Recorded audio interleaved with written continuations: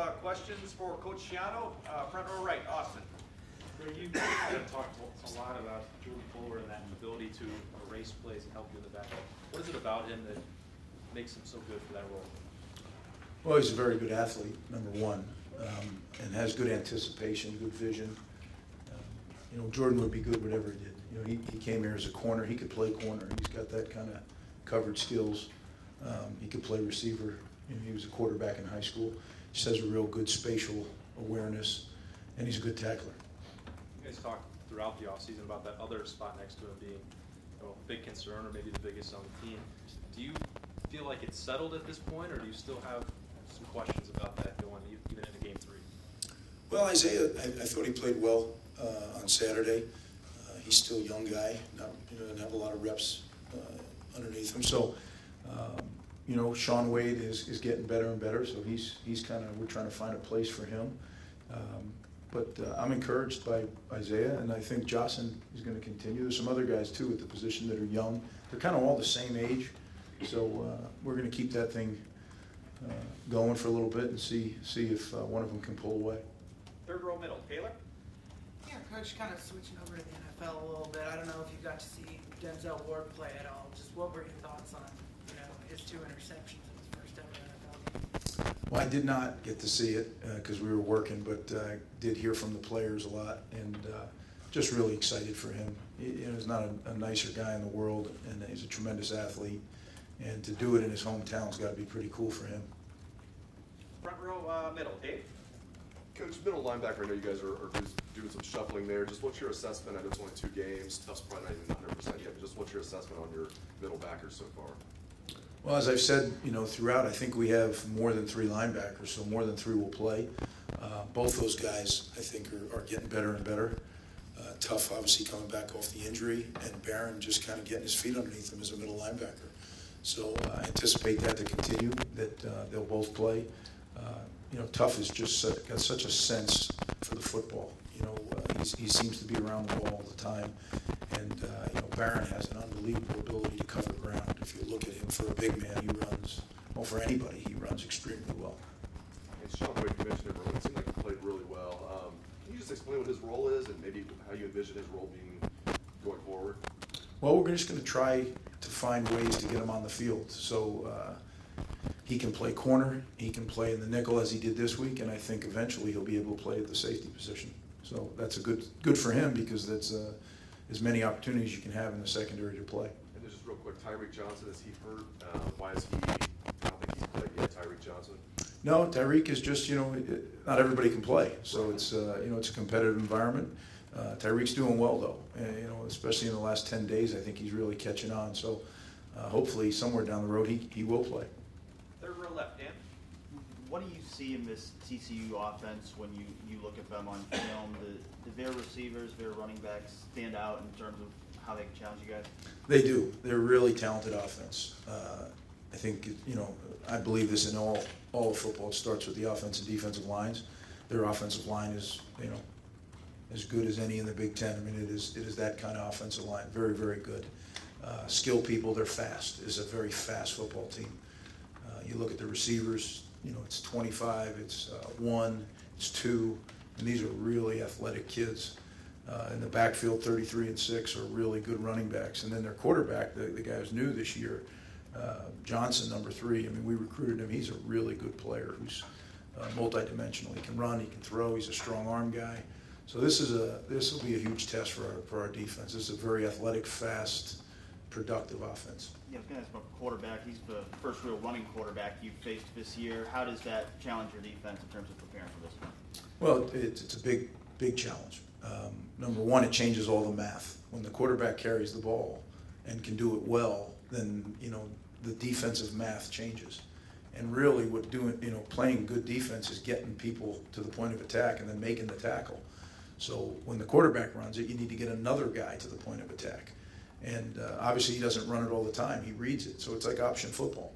So it changes. And then on the passing downs, if he has the ability to scramble, you have to account for that. And, what I've noticed, it's really, I think he had 1 start last year and then obviously these 2 this year. He scrambles, but he scrambles first to throw it down the field. then when he decides to go, he's a really good runner, very good runner. But it's not where he just tucks it to run right away. So we're going to have to hold coverage when he does start to move out of the pocket, and then be ready once he crosses the line of scrimmage to come up and try to get him down, which is, easier said than done. He's a 230-pound man who runs very well. Front row right, Tim. With that said, the Cavante Turpin, their little guy, punt return guy and stuff, what special problems does he present from a speed standpoint, et cetera? Yeah, it's speed, it's elusiveness. He's quick as a cat. So, like I said, their three wideouts all present different issues, but the common denominator is they all can run, and that's usually not a good thing. So we really got to be on top of our game.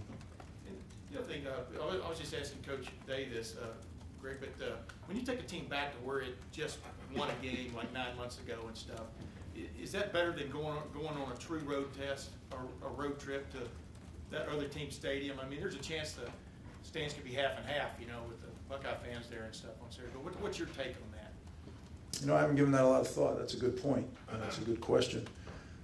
Certainly, there'll be a familiarity with the stadium, and having played there, the locker rooms, all that stuff. So I guess any time that you're more familiar with something, it's a little bit easier. But it's really a home game for them, right? I mean, it's 30 minutes down the road, so I wouldn't get too excited about it. Far left, Matt. I know you touched on this a little bit after the game, but Chase Young, what lesson do you want him to learn out of a game like that with the emotions that he brings to the football? Well, I don't want to make too big of a deal of it, to be honest. I think just you need to control yourself so you don't get a penalty, because like I said after the game, if it were a tight ball game, a penalty or losing a player of that magnitude would really hurt us. But I love the excitement that he plays with, the passion that he plays with. We just got to kind of harness it just a little bit. Let's not, but my thing to the defense is I want us to play with that edge. And, I think playing great defense, part of it is having an edge.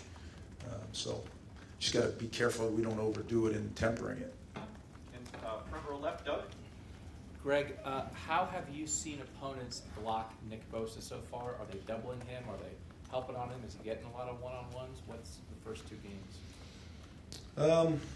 He's not getting a ton of one-on-ones. If you saw Saturday, Rutgers started their tight end out wide, motioned him down, and really cracked him once pretty hard. So Nick's going to have to be aware of that. We're going to have to be aware of that, because I think it'll get more and more creative every week, because he is such a special player. We need to do a good job of moving him around. We can't just leave him in one spot, because then you can target him, right? But if you put your tight end out there to bring him in and all of a sudden he's not there, well, then it gets hard to block him. So we need to help him, and he needs to be a little bit more aware. His teammates need to help him. When there's someone in a motioning that's in a position to crack him, we got to let them know, because they are doing things special for sure. And so just as things progress, especially on the third down packages, when you have Draymond, when you have Chase Young, if they're performing, do they make it harder for teams then to put more people on Nick if you have more other people that you have to account for too? Yeah, well, as I was saying, defensively, it's all about math, the numbers. It's the same thing in protection. If you commit 6 to protection or you commit 7 to protection, it's less people in the route. And less people in the route means that you can cover them better, because there's more people that are able to get in the throwing lanes and that kind of thing. So it is a trade-off in everything you do, on offense as well as on defense. And so if they choose to keep, a double on Nick and a double on Chase, then the single on Draymond, and they have to kind of pick which ones they want to double on. But a lot of that is based on concept of passing game. How fast the ball's coming out and where the ball's coming out. You always want to protect the blind side of your quarterback. So all that goes into it, and in the protection scheme, and then that's what we try to attack. We try to attack the protection scheme with the players we have. And just context on Nick. He looks pretty good to us so far through 2 games. You've been around, you've been in the NFL, you've been in college. What are you seeing? What's the context on Nick Bosa on how much he is affecting games as a pass rusher and how good he is playing? He's playing at a high level, very high level. Yeah, he affects, as an offensive coach, you're going to know where he is all the time. But as you mentioned, I think, there's some other guys out there too, and that's the beauty of it when it comes to rushing the passer. So what we're seeing is some things in the run game to try to slow him down. when you face a player of Nick's talents, it's not just that play where you got to protect him. What people try to do is slow him down on other plays, on run plays, you know, make him play off this block and that block and just try to distract him. So that I'm sure Nick will see more and more of.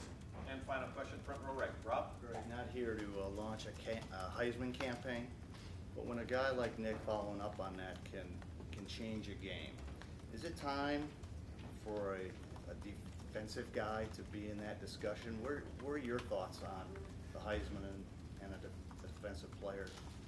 Well, you know, I'd love to say, yeah, let's get a defensive player in there, but I think there's been one in how many years, right? So the reality is it's more of an offensive award because it's easier to chart, it's easier to make a big deal of touchdowns and rushing yardage and passing yardage, and I understand that. Nick's a dominant player in college football right now for sure. There's awards for that as well. Now, if you know, usually what happens in a year when, well, it's happened once, so when I say usually, but it would take a year where no one really had tremendous stats offensively for a defensive player to win it. But He could be the best player in America, you're saying. I like him on our team, I know that. Thanks, guys.